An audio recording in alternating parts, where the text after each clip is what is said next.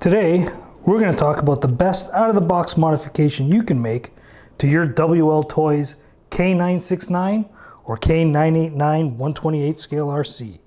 And it's totally free. Let's get into this.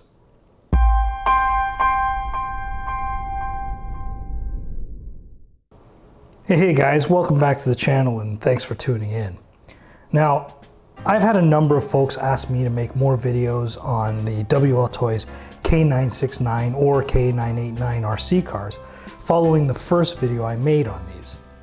If you haven't seen that video, I'll link it somewhere in the cards and I'll put a link in the description below. Unfortunately, because of time constraints and other projects taking priority, these little 128 scale cars have taken a bit of a back seat the last little while. However, I haven't forgotten about them, and I do have plans to modify and upgrade one of these two cars, specifically the K969 drift car. I'm going to leave the K989 relatively stock for the time being and just focus on the K969s. Now, the upgrades I have planned for this car will be done in stages, and I'll be making and posting videos as I go. The changes I'm going to make will touch almost all aspects of the car, but I'm not going to get into too much of that today. You'll just have to subscribe and hit that notification bell to follow along to see how this car progresses. But in the meantime, I thought I'd start by showing the best modification you can do to your K969 or K989 when you first get one out of the box.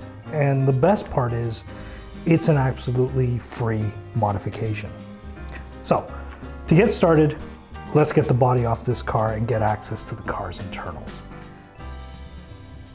Now, as I take the body off, I should mention that this modification can actually be done to either the K969 or K989, and it will have the same benefit on either vehicle. All right, now that the body is off, the area we're focusing on today is the steering. And the modification we're going to be making is to adjust the steering rod on the servo arm. We're going to be moving it from the stock position here to a position that's higher right here. Now, this change is going to increase the car's steering angle, giving you a tighter turning radius, which is a lot better and gives a lot better control for regular driving or when you're drifting. Now, before conducting this modification, make sure that the battery is disconnected from the ESC before going any further.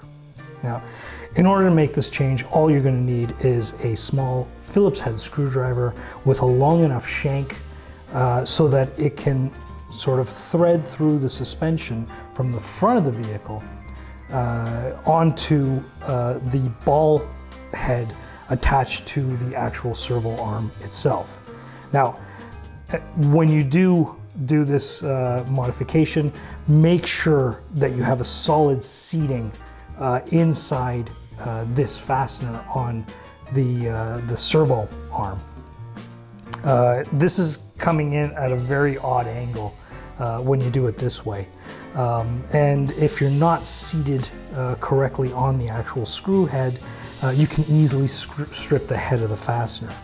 Now, in theory, you can eliminate all this by just dismantling this side of the front suspension, but that's a lot of work. And frankly, if you're careful, you don't really need to go through all that effort. Now, let's see if we can't do that right now. So, as you can see, threading the screwdriver through and onto that ball head. Make sure that properly threaded, and then we just sort of begin to back out the fastener.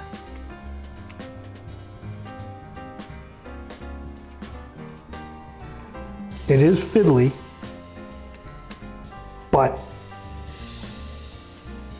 you can get it without dismantling the entire front end of the vehicle in order to make this modification.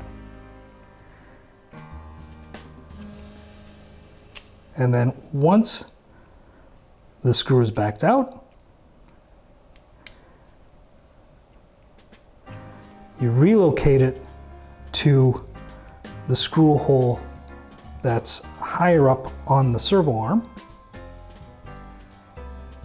Again, it's a little bit fiddly, but it's not that bad.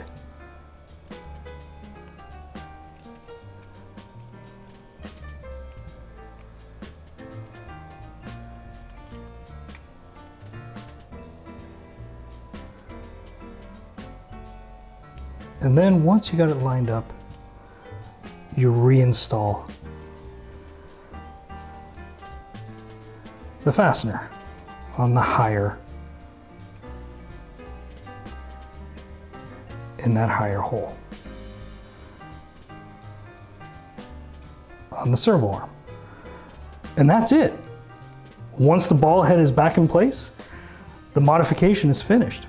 And you'll see a big improvement in the steering control when compared to how the car came out of the box. Here's some footage showing before and after of just how much the steering angle has changed. And you can see it's quite a bit of a difference.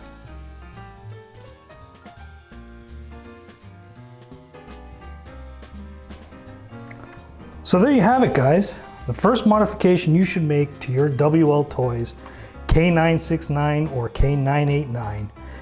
And the best part, it was quick, it was virtually effortless, and it was free. If you liked the video and found it useful or even mildly entertaining, go ahead and smash that like button. And if you want to follow along for more videos on the K969 upgrades or any of the other upcoming RC projects I have planned, consider subscribing and hit that notification bell so YouTube will let you know whenever a new video is posted.